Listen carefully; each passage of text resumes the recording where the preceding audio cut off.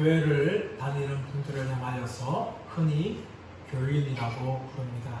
그런데 이런 교인들은 여러 가지 형태를 가진 유형들로 나누어 줄 수가 있습니다. 첫 번째는 이런 교인들 중에는 친교형 교인이 있습니다. 이런 사람들은 교회 다니는데 사람 만나는 게 좋아서 다닙니다. 사교성이 굉장히 발달한 거죠. 그래서 교회 안에는 많은 사람들이 있기 때문에 그 사람들과의 만남을 즐기기 위해서 교회에 출석하는 분들이 있습니다. 물론 이런 분들 중에는 특정 목적을 두고 또 교회를 오긴 하는데 자신의 사업 문제 때문에 인맥을 형성하기 위해서 교회를 오기도 합니다. 제가 군생활 할 때에 연대장님이 가끔씩 교회에 예배 출석을 했습니다. 근데 그때 연대장 오시는 것이 아니라 휘하 간부들이 쫄르게 다 이렇게 교회에 출석하는 거죠. 그분들은 교회 오는 이유가 무엇이겠습니까? 연대장에게 잘 보이기 위해서, 인맥 관리를 하기 위해서 교회에 오는 것이죠. 특히 이민교회 같은 경우는 더 그렇습니다. 이민교회는 교회가 커뮤니티의 중심이에요. 교회에 와서 도움을 받아야 이민 온 사람들이 그 사회에 적응할 수 있기 때문에 교회에 출석을 하는 거죠. 이것이 바로 신교형 교민입니다. 그렇다면 이런 사람들만 있는가 하면은 그렇지 않죠. 이런 사람뿐만 아니라 어떤 사람들이 있는가 하면 순교형 교인도 있습니다. 이런 사람들은 어떤 사람입니까? 억지로 오는 거죠. 그러나 가정의 평화를 위해서 오는 겁니다. 아내가 교회 가자니까, 또 자식들이 교회 가자니까, 부모가 교회 하자니까 할 수 없이 끌려오는 거죠. 가정의 평화를 위해서. 내가 순교하는 마음을 가지고 교회에 온다. 이런 사람들은 순교가 교회입니다. 그러다가 작당한 선에서 타협하고 교회를 나오지 않죠. 어떤 사람 같은 경우는 교양형 교인이 있습니다. 이런 사람들 같은 경우는 사람이 교양이 있어야지. 그래도 종교 하나는 가지고 있어야 되지 않겠느냐 하면서 기독교를 택하고 교회에 나오는 분들입니다. 이왕이면 종교를 갖되 유럽이라든지 미국 선진 국가에서 가지고 있는 종교인 기독교를 가보자 해서 교회에 출석한 사람들이 바로 이 교양형 교인들이에요. 이런 분만 있는 것이 아니라 이 카타르시스형 교인들이 있어요. 이런 분들은 어떤 분인가 하면 사회에서 엉글리는 거예요. 직장생활, 가정생활 엉글리는데 교회 와서 막 찬양하면서 기도하면서 이 자신의 엉글린 감정을 터뜨리는 거예요. 그러다가 이런 분들 중에는 교회 와서 다른 사람들을 생각하지 않고 막 함부로 마음 통해서 다른 사람의 상처를 주면서 자신의 마음을 시원하게 되는 이 카타르시스형 교인들도 있습니다. 그리고 더 나아가서는 습관형 교인들이 있어요. 이런 분들은 교회 다니는 것이 습관이 되는 거죠. 태어날 때부터 믿는 가정에 태어나죠. 태어난 가정의 목사, 또 장로님 가정, 집사님 가정, 그러다 보면 어릴 때부터 이 교회에 끌려오는 거죠. 그리고 그것이 습관화된 거예요. 그래서 어른 돼서도 그냥 교회를 형식적으로 다닙니다. 교회 멧돼지, 자신은 신앙의 멧돼지만이라 자랑하면서 그렇게 자신은 별로 신앙이 없는데도 그렇게 몸에 배인 습관을 따라서 이 교회에 오는 역사와 전통에 빛나는 교인들, 이런 사람들이 바로 습관형 교인들이라고 합니다. 근데 이런 교인들이 있는가 하면은 성령 충만한 교인들이 있어요. 정말 이 사람들이 거듭난 거지. 예수님 믿고 거듭나서 예수님이 자신의 인생의 구원자뿐만 아니라 주인이 되어지고 예수님을 위해서 자신의 삶을 살기를 결단하게 되는 것이죠. 성령님과 동행하고 말씀으로 충만한 그런 삶을 살아가는 교인들이 바로 이 성령 충만한 교인들입니다. 저와 여러분 모두가 다 이런 성령 충만한 교인들 되기를 축복합니다. 이런 성령 충만한 교인 되기 위해서는 무엇보다 이 성령의 지배를 받아야 돼요. 또 성령님과 동행해야 됩니다. 그리고 말씀과 기도로 자신을 채워야 돼요. 그렇지 않으면 이 성령 충만함을 경험할 수가 없습니다. 오늘 본문의 말씀은 성령 세례를 기다리고 있는 제자들의 모습을 보여주고 있습니다. 이 제자들의 모습을 통하여서 우리가 어떻게 하면 성령 충만한 삶을 살 수 있는가 두 가지를 살펴보기를 원합니다. 첫 번째로 무엇인가 하면 말씀을 믿고 순종하는 삶을 살아가야 하는 것입니다. 12절 말씀 드리겠습니다. 12절 시작. 제 아들이 감람원이라 하는 산으로부터 예루살렘에 돌아오니 이 산은 예루살렘에서 가까워 안식일에 가기 알맞은 길이라. 13절 초반 말씀 보시면 들과 그들이 유하는 다락방으로 올라갔다라고 이야기합니다. 우리가 사도행전 1장에서 예수님께서 승천하실 때에 제자들이 하신 말씀을 우리는 기억을 합니다. 예루살렘을 떠나지 말고 아버지께서 약속하신 것을 기다리라. 그리고 너희는 몇 날이 못하여 성령으로 세례를 받으리라. 예수님이 이 말씀하시고 승천하셨어요. 그런데 그 승천하신 장면을 제자들이 계속 쳐다보니까 흰옷 입은 두 천사가 너희는 왜 하늘만 쳐다보고 있느냐 그렇게 책망을 하였습니다. 그리고 오늘 이 본문의 말씀은 무엇입니까? 제자들이 예수님 말씀에 순종하였어. 성령 세례를 기다리기 위하여 그들이 말씀에 순종하여 예루살렘으로 돌아가서 예루살렘에 있는 한 다락방으로 올라가는 모습을 보여주고 있습니다. 이것이 바로 제자들의 모습이에요. 제자들은 예수의 말씀을 들었습니다. 그런데 들은 것만 그치는 것이 아니라 그 말씀에 순종하였어 예루살렘에 왔습니다. 예루살렘을 왔는데 우리 11절 말씀 보시면 제자들이 감람원이라 하는 산으로부터 예루살렘으로 돌아왔다. 근데 그 돌아온 거리가 이 산은 예루살렘에 가까워 안식일에 가기 알맞은 길이다 라고 이야기합니다. 예수님이 승천한 것은 감람산이었습니다. 이 감람산은 해발 814m에 해당하는 산입니다. 이 산은 예루살렘에서 맞은편, 다시 말하면 기드론 시내가 흐르는 여호사박 골짜기 맞은편 쪽에 있는 산입니다. 이 산에는 감람나무가 많았어요. 그래서 그 산을 감람산이라고 부릅니다. 감람나무 뭡니까? 올리브 나무죠. 제가 성지순례 갔을 때에 이 감람산을 가보았고 이 감람산에 위치하고 있는 겟세마네 동산에 가본 적이 있어요. 이 감람산에는요 겟세마네 동산뿐만 아니라 벳박이나 베다니 같은 마을이 산기슭에 있는 곳이었어요. 이 겟세마네를 가봤는데 실제로 그 겟세마네 동산에는 이 감람나무가 많았어요. 가시가 제 손가락만한 가시를 가지고 있는 그런 감람나무. 그런 감람나무가 있는 것이 바로 이 감람산이었어요. 근데 그 감람산에서 예루살렘에까지 거리 걷는가 하면 안식일에 가기 알맞은 길이라 라고 이야기하죠. 이 안식일에 가기 알맞은 길은 대략 2000규빗입니다.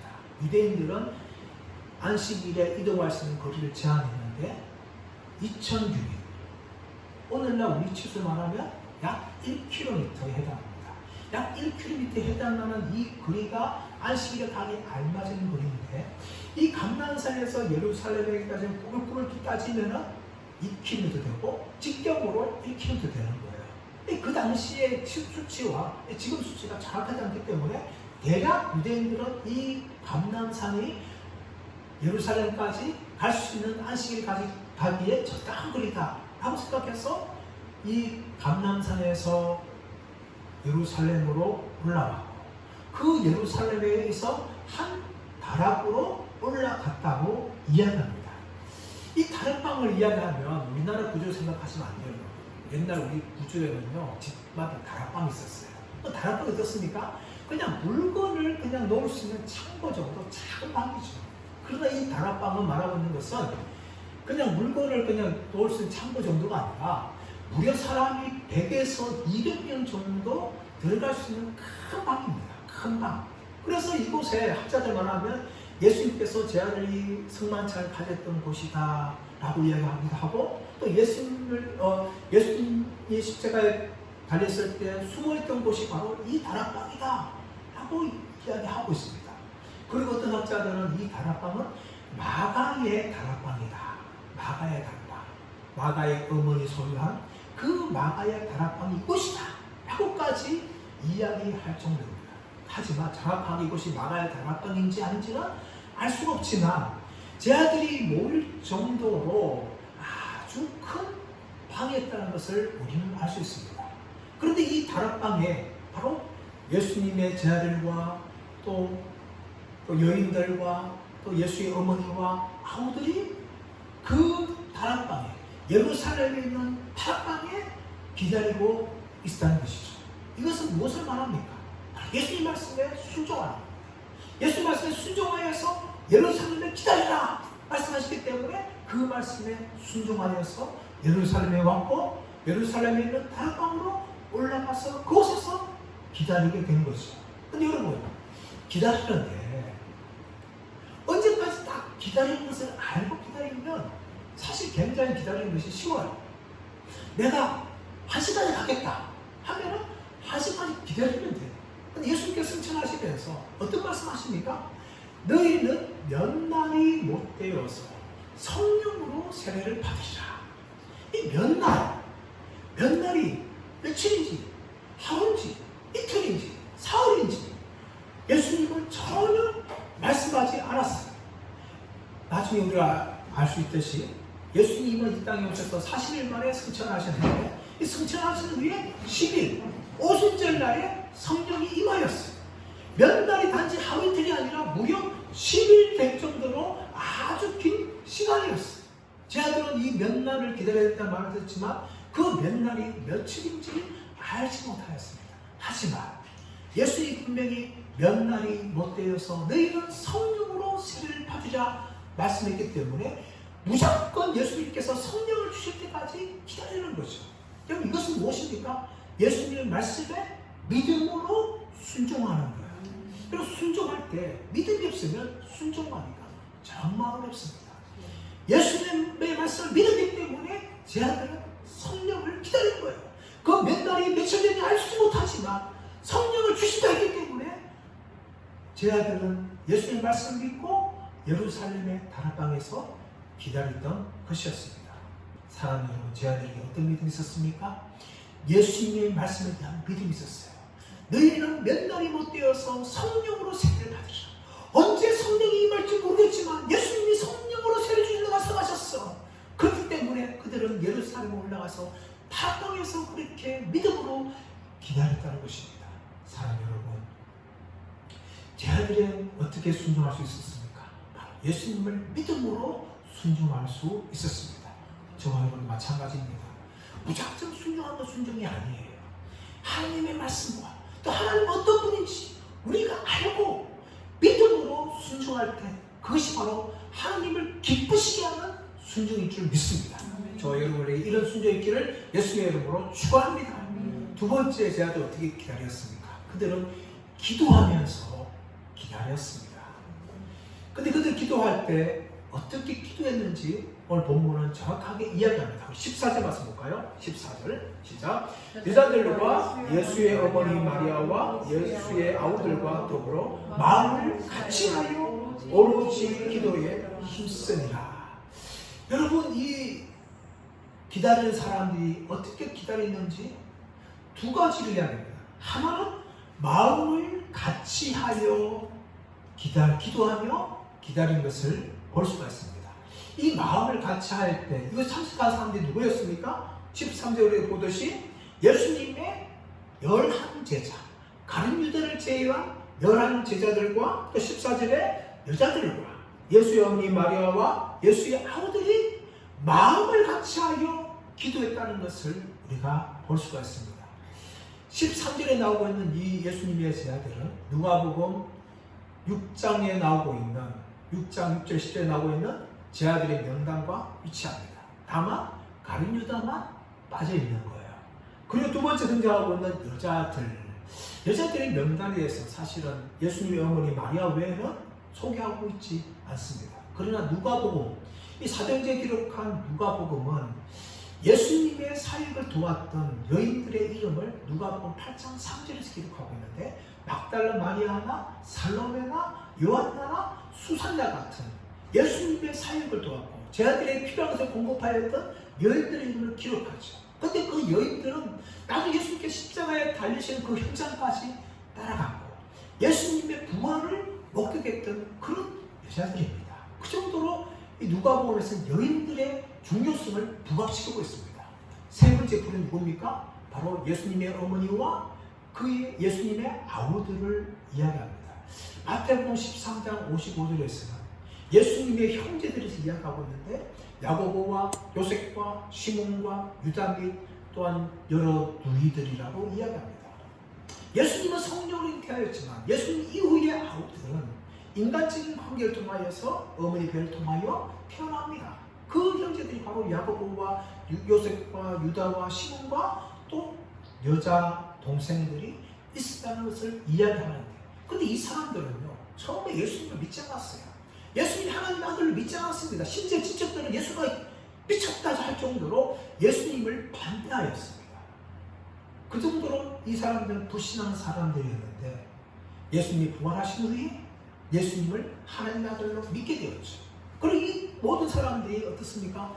다락방에 모여서 마음을 같이하여 기도했다라고 이야기합니다. 이 마음을 같이하다, 이 단어가 호마디마돈이라는 단어입니다. 이것은 마음과 정신을 하나로 하면서 기도하는 것을 말합니다. 이것을 흔히 우리가 쉽게 이야기하면 합심 기도라고 하죠. 합심 기도.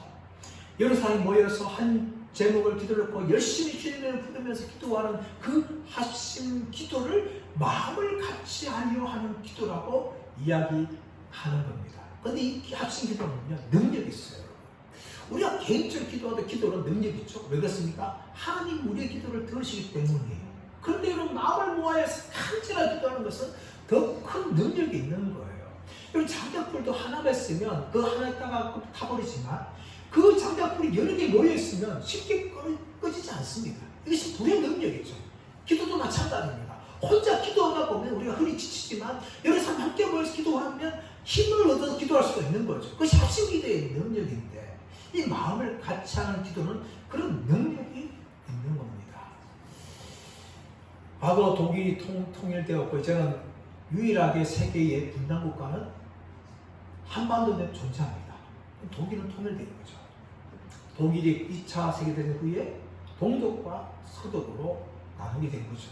그런데 정말 기적적으로 독일은 통일을 경험합니다.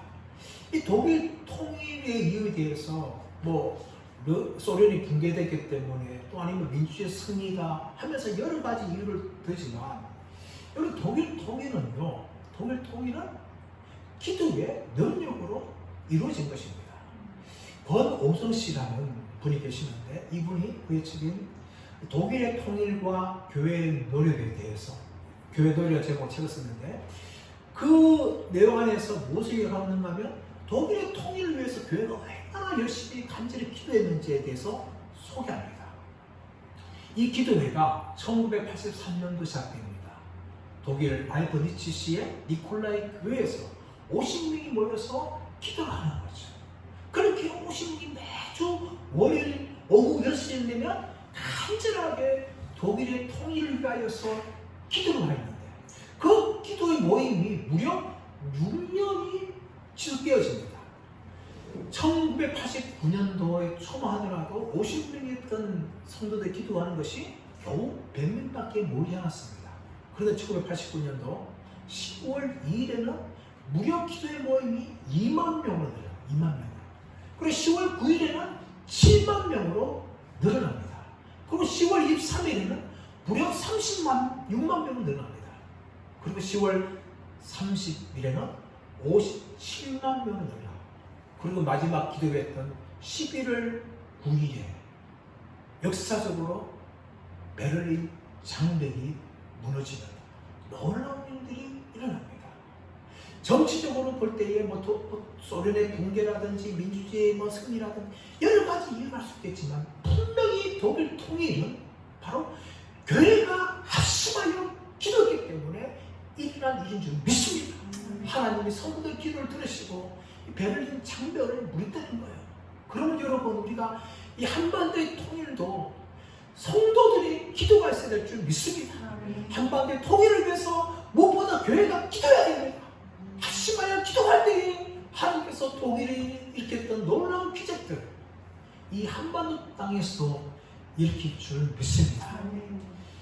여러분 이렇게 사도행전이 볼 수 있는 것은 바로 그들이 마음을 합하여서 합심하여 기도하였는데 그뿐만 아니라 그들은 기도에 힘을 썼다라고 이야기합니다. 14절 하반절 말씀 보시면 오로지 기도에 힘쓰니라.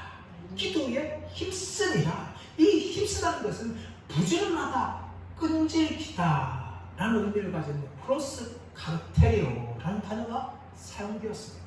이것은 자신의 기도가 응답될 때까지 끈질기게 하나님을 향하여 기도하는 기도가 바로 힘쓰리라의 기도하는 것이죠. 성도들은 마음을 합하여서 같이 하여 기도를 하죠. 그들은 자신의 기도가 응답될 때까지 하나님을 향하여서 끈질기게 매달리면서 그렇게 기도를 하였는데, 여러분 이런 끈질기게 기도할 때에 금식까지 되어지면 여러분 그것은 참 기도에 능력이 있는 거죠. 우리가 위급함이 있을 때 금식하며 기도합니다. 제가 대학생활 할 때에 CCC라는 선교단체에서 2년 동안 활동한 적이 있는데, CCC는 해마다 1월 1일이 되면 전국에 있는 대학생들이 모여서 한 기도원에서 금식하며 기도합니다. 그래서 원당 기도 금식 수련을 말하고 있는데 3일 동안 아무것도 먹지 않고 물만 먹고 그렇게 기도하면서 금식하며 자신의 기도임을 하나님께 아뢰는 그런 금식 수련을 갔습니다. 저는 처음에 대학교 1학년 들어가서 처음에 이제 그러니까 1학년 후에 2학년이죠. 2학년 1월 1일에 처음에 그 금식 기도회를 참석했습니다. 그전에는 사실 금식 기도를 제대로 해본 적이 없어요. 근데 금식 기도를 처음 하니까 처음에는 두려움 또 자신감 다 그렇게 기도를 들어갔죠. 근데 하루 정도 하니까 그래도 한 끼, 두 끼 할 때는 좀 버틸만 한 정도 됐는데 이제 하루 정도가 지나가니까 너무 힘든 거예요. 그때 무슨 생각이 드는가 하면 기도회 끝나면 짜장면 먹어야지, 치킨 먹어야지, 온갖 먹는 생각이 그때부터 계속 생기는 거예요. 그전까지 안 생기는데 배가 고프다 보니까 이 한참 젊은 때 21살 그 젊은 나이에 3일 금식하니까 온갖 먹는 것이 막 생각나서 기도하는 게 참 어려웠어요. 그래서 그때 금식 기도가 참 힘들구나 라는 것을 처음으로 경험하였습니다. 물론 그 이후로도 3일 금식을 7번 정도 해본 적이 있는데 이 금식 기도는 참 쉽지가 않더라고요. 그러나 이런 금식한 게 뭡니까?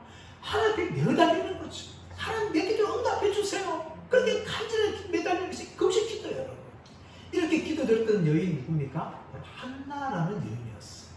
사무엘상 1장 2장에 나오고 있는 그 한나라는 여인. 한나는 은혜스러움, 사랑스러움이라는 뜻을 가지고 있지만 이 한나라의 치명적인 약점이 있죠? 그것이 무엇이었습니까? 아이를 낳지 못하는 거였어요.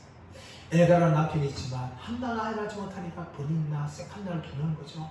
근데 이 버닌나는 풍요로운 다산을 가지고 있는데 아이를 너무 잘 낳는 거예요. 그러나 한나는 전혀 아이를 낳지 못하는 거죠. 아이를 낳지 못하는 건데 마음에 큰 상처가 되는데 버닌나는 이 한나의 마음을 충동질하는 거죠. 너무나 괴롭히는 거죠. 또 매년 또 제사를 올라갈 때마다 그 현장에서 이 엘가나는 버닌나와 그의 갈도에 제사의 분깃을 주었지만 한나를 사랑해서 그들의 2배 이상 값지어 주었습니다. 그런 것을 보고 또 질투하는 버닌나가 한나를 향하여 괴롭히는 거죠. 한나는 마음이 원통하여 괴로웠습니다. 그래서 가이들과 식사도 그만두고 어떻게 합니까? 하나님의 성경에 올라가서 간절하게 기도하는 거죠. 마음이 원통하여서 골하여서 하나님께 간절히 기도하는데 그는 아무것도 먹지 않고 간절히 기도합니다. 그런데 성전에서 여인이기 때문에 그냥 간절하게 기도하지만 큰 소리 내지 않고 입만 동을 움직이면서 그렇게 기도하는데 그 모습 엘리가 보는 거죠. 마치 술 취한 여자가 그렇게 주중배한 것처럼 이야기하니까 여인이여 술을 끊어라! 그렇게 책망하는 겁니다. 그 말 듣던 한나는 나는 술 취한 여인이 아닙니다. 내 마음이 너무나 억울하고 원통하여서 이렇게 간절하게 기도하고 있는 것입니다. 엘리는 한나의 그 사정을 듣고 한나에게 말합니다. 여호와께서 너희의 소원에 응답하시기를 원하노라. 그 말을 듣고 한나는 내려가서 금식을 끊고 함께 갈들과 식사를 하게 되어지는데 얼마 지나지 않아서 한나가 잉태하여 아들을 낳게 되었죠. 그 아들은 뭡니까? 사무엘입니다. 하나님이 들으셨다. 한나가 금식하면서 간절하게 자신의 마음을 고백할 때에 하나님께서 그 한나의 억울하고 원통한 벽을 열으셔서 한나에게 사무엘을 주신 줄 믿습니다. 사랑하는 여러분, 그만큼 우리가 하나님 앞에 간절하게 부르짖을 때, 하나님께 매어달릴 때, 끈기 있게 기도할 때에 하나님 우리의 소원을 들으신다는 것입니다. 그러나 많은 분들이요, 이런 끈기 있는 기도에 실패할 때가 너무나 많습니다. 한두 번 기도하고 응답되지 않으면 하나님께서 내 기도를 기뻐하지 않는구나 부터 시작해서 이 내 뜻이 한두 번 일치하지 않는 건지도 몰라, 아니 하나님 바빠서 그런지 몰라, 여러 가지 사정을 생각하면서 자신의 기도가 응답되지 않는 이유들을 찾습니다. 여러분, 우리가 그 일을 하기 전에 무엇을 해야 됩니까? 하나님께 간절히 매달릴 때 하나님은 반드시 내 기도에 응답하시는 분이다, 이런 믿음을 가지고 우리가 기도해야 될 줄 믿습니다. 창세기 32장에서 나와보시면 야곱이 나옵니다. 야곱이 20년 만에 형과 만나기 위해서 고향으로 돌아옵니다. 그런데 들린 소식이 무엇입니까? 에스가 야곱을 죽이려고 40명의 군사를 데리고 온다 라는 소식을 듣습니다. 그 말을 들은 야곱은 잠을 잘 수가 없어요. 어떻게 하면 형 에서와 정말 아름답게 화해할 수 있을 것인가, 어떻게 하면 형 에서의 마음을 풀 수 있을 것인가, 그 고민을 하는데 인간적인 방법을 동원하지. 그 방법이 무엇입니까? 자신의 가족들을 나누는 겁니다. 맨 앞에 자기가 제일 별로 좋아하지 않는 가족을 다 배치하고, 그 다음 배치하고, 그 다음 배치하고, 마지막 자신이 제일 사랑했던 나의 가족들을 배치하고, 그 위에 자신은 약국강에 홀로 남습니다. 다른 것들 다 약국강을 건너냈는데 자신은 건널 수가 없어요. 형을 만나는 게 생각하니까 마음이 너무나 무겁습니다. 홀로 약국강에 배회할 때에 천사가 씨름을 걸어오는 거죠. 야곱은 아마 그 천사가 에스가 보낸 자기를 생각하고 그와 열심히 싸웁니다. 밤새도록 버티는 거죠. 그러자 천사가 어떻게 합니까? 자기가 야곱을 이기지 못하는 보고 야곱의 환도뼈를 쳐버려요. 야곱의 환도뼈가 위골되어집니다. 날이 새갑니다. 그때 천사가 가려가니까 야곱이 메어 달리죠. 나를 축복하지 아니하면 내가 당신을 보낼 수 없나이다 하면서 야곱은 끝까지 천사를 물고 내려지는 거죠. 그러다 천사가 그 야곱에게 묻습니다. 내 이름이 무엇이냐? 야곱입니다. 너는 더 이상 야곱이라 하지 말라. 너 이름을 이스라엘이라 하라. 네가 하나님과 네 사랑과 더불어 겨루어서 이겨내라 하면서 야곱이 아니라 이스라엘로 그의 이름을 바꾸어 주는 겁니다. 그 사건이 있고 난 후에 야곱은 약국강을 건너고 형 에서와 20년 만에 극적인 만남을 가지고 모든 화해함을 통해서 20년 동안 묶였던 그 모든 원한의 관계를 다 풀어버리는 것입니다. 어떻게 가능했습니까? 야곱이 끈질기게 천사에게 매어달렸기 때문입니다. 이것을 영적으로 기도라고 할 수 있는 것입니다. 성도가 야곱처럼 하나님 앞에 그렇게 기도할 때에 하나님은 성도 기도를 들으신다는 것을 보여주고 있는 것입니다. 사랑하는 여러분, 저와 여러분이 성령 충만하기 위해서, 세상에서 승리하기 위해서, 또 하나님의 복을 누리기 위해서 해야 할 것은 무엇입니까? 그것은 하나님 앞에 기도하기를 힘쓰니라. 다시 말하면 끈질기게 응답될 때까지 기도하는 것이라고 본문은 우리에게 말씀하고 있습니다. 저와 여러분, 대충 기도하는 사람들 되지 않기를 원합니다.